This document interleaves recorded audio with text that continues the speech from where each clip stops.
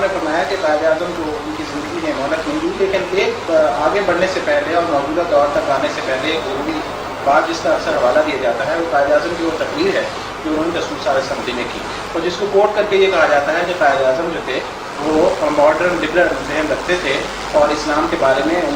کی جتنی گفتگو تھی اس کو، جیسا کہ آپ نے دیکھا بھی ہوگا اور آپ نے اس پہ لکھا بھی ہے شاید، یہ سردار شوکت یار صاحب کا بیان ہے کہ اس سے پہلے مختلف باتیں آتی رہی ہیں سامنے،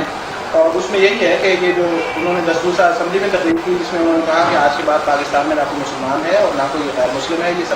سب کا وطن ہے،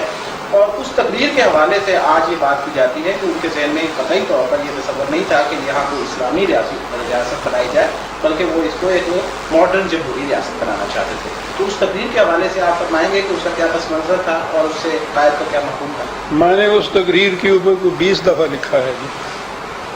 آج شوکت آزاد نے ہی نہیں یہ بات اٹھائی، اس سے پہلے بھی یہ بات ہوتی رہی۔ جو بھی یہاں سیکولر قسم کی حکومت چاہتے ہیں نا، وہ صرف قائد اعظم کی اس ایک تقریر کا حوالہ دے دیتے ہیں۔ قائد اعظم کی پہلے 10 سال کی تقریر ہے، اس تقریر کے بعد بہرحال وہ کوئی 1 سال ہی سمجھ زندہ رہے، اس 1 سال کی تقریر ان تمام کو سامنے رکھیے اور ان میں دیکھیے کہ وہ کیا چاہتے تھے۔ نہ تو وہ کہیں مریخ سے ٹپک پڑے تھے کہ اس 11 اگست کو ہی آئے اور پہلی تقریر انہوں نے کی اور پھر اس کے بعد کہاں سے چلے گئے اور پھر دوبارہ کوئی بات نہیں ہوئی۔ 20 سال کی تقریریں انگریز ہندو علماء کے خلاف اسلام کے نقطۂ نگاہ سے، میں نے عرض کیا کہ اس کے بعد بھی سال بھر کی تقریریں، میں نے یہ تمام تقریریں ان کی واضح کی، بعد کی تقریریں بھی ان کی جو تھا ان کو بھی میں نے واضح کی، اور ان کی روشنی میں میں نے یہ بتایا کہ یہ جو الفاظ 4 اس کے اندر آ گئے ہیں یہ ٹھیک بات ہے۔ قائد اعظم بڑے محتاط ہوتے تھے الفاظ کے انتخاب میں، لیکن اس زمانے میں حالات ایسے تھے، ان پہ بھی جذبات کا غلبہ تھا۔ تقسیم کے زمانے میں جو کچھ ہمارے ساتھ ہوا، لٹے پٹے ہوئے قافلے جو آ رہے تھے، یہاں کے اقلیتوں کو یہ خوف تھا کہ مسلمان ہمارے ساتھ وہ انتقام لیں گے جو کچھ وہاں ان کے ساتھ ہوا ہے۔ مسلمانوں کی تاریخ بھی ہندوؤں کے سامنے کچھ وہ اورنگے والی وہ تاریخ تھی کہ وہ 1.25 من جنیو کاٹ کے اور پھر کھانا کھایا کرتا تھا، یہ بھی ان کے ذہنوں میں یہ بات تھی۔ یہاں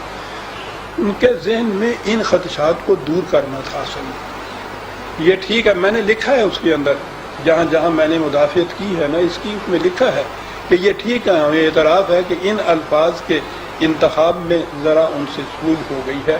لیکن یہ اکیلی تقریر نہیں ہے، یہ 11 کی تقریر ہے، 14 کو بھی تو انہوں نے پھر تقریریں کی ہے۔ اصل میں اس میں جو استدلال بنایا جاتا ہے جی اس تقریر کے انہی الفاظ میں اور اسی اصطلاحی مفہوم میں، اس میں کہنے والے یہ کہتے ہیں کہ قائد اعظم ایک کامیاب سیاستدان بھی تھے، اور عوامی اجتماعات کی تقریریں جو ہیں ان کا انداز بالکل مختلف ہوتا ہے، اس میں ایک جذباتی رنگ بھی ہوتا ہے، اس میں پبلک اپروچ بھی ہوتی ہے، لوگوں کو ساتھ ملانے کے لیے بہت کچھ کہا جاتا ہے، لیکن دستور ساز اسمبلی میں ایک نئی مملکت کا سربراہ جو کچھ کہے گا وہ اصل بات ہوگی اور اسی کو زیادہ اہمیت ملنی چاہیے، کیونکہ وہ ایک ذمہ دار ادارے میں بات کر رہا ہے جس کا از خود کام ہی آئین سازی ہے، اس اعتبار سے اس کو وہ زندہ رہا۔ اس کے بعد بھی سال بھر گورنر جنرل کی حیثیت سے، گورنر جنرل کی حیثیت بھی تو کوئی ذمہ دارانہ حیثیت ہی تھی۔ گورنر جنرل کی حیثیت سے اس نے امریکہ کو ایڈریس کیا، اس نے آسٹریلیا کو ایڈریس کیا، ریڈیو پہ ایڈریس کیا، ذرا وہ تقریریں دیکھ لیجئے بحیثیت گورنر جنرل، میں نے وہ تقریریں بھی اکٹھی کی ان کی، بحیثیت گورنر جنرل جو تقریریں کی وہ کم اہمیت کی نہیں ہے، تو ذرا اس کے بعد اس کی روشنی بھی دیکھ لیجیے۔ میں عرض کر رہا ہوں نا کہ ایک شخص کی ساری زندگی پہلے 10 سال کی، اس کے بعد کی گورنر جنرل کی حیثیت سے تقریریں ان کی، وہ ساری کی ساری جتنی بھی ہیں وہ تو کالعدم، ایک تقریر میں چند الفاظ جو آئے وہ ان کے لیے سند ہو گیا کہ قائد اعظم یہ چاہتے تھے، وہ نہیں کسی نے تو یہ کہہ دیا کہ صاحب وہ وکیلانہ حربہ تھا جو استعمال کیا انہوں نے، معاذ اللہ۔ اصل میں بات تو اصل یہ تھی جو یہ کہہ رہے ہیں، یعنی جب کسی کے ذہن میں ہو نا کہ ہم نے وہ سیکولر حکومت جو ہے وہ یہاں ثابت کرنا ہے کہ وہ کہتے تھے، تو اس قسم کی 1000 باتیں، یہ باتیں اصل میں جسٹس منیر نے اپنی کتاب میں فرام جنا ٹو اس کے اندر زیادہ، میں نے اس کی بھی ایک حصے کی، اس کے بعد اس کو بھی لکھا ہے میں نے۔ سوال سارا یہ ہے کہ گورنر جنرل کی حیثیت سے وہ جو کچھ کہتے رہے، کوئی اہمیت اس کی بھی ہے یا نہیں ہے؟